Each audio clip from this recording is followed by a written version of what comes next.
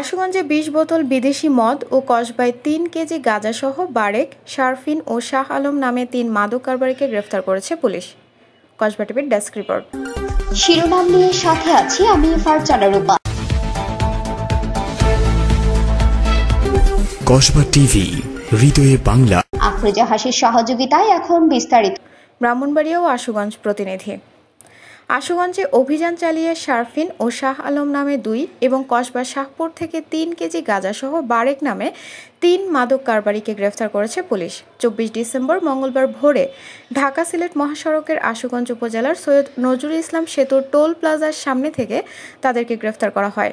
সকালে পাঠানো এক প্রেস বিজ্ঞপ্তিতে এই তথ্য জানিয়েছেন আশুগঞ্জ থানার ভারপ্রাপ্ত কর্মকর্তা মোহাম্মদ বিল্লাল মিয়া।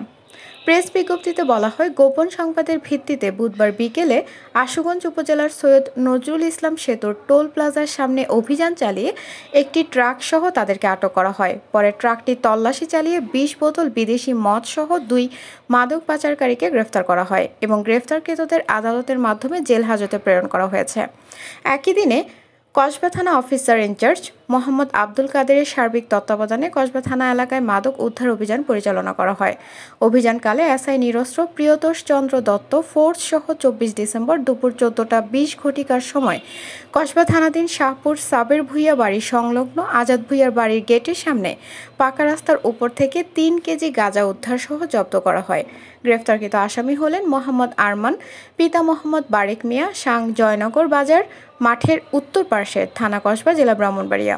তার বিরুদ্ধে মাদক আইনে মামলা হয়েছে বলে কসবা থানা অফিসার ইনচার্জ মোহাম্মদ আব্দুল কাদের কসবা টিভিকে জানান।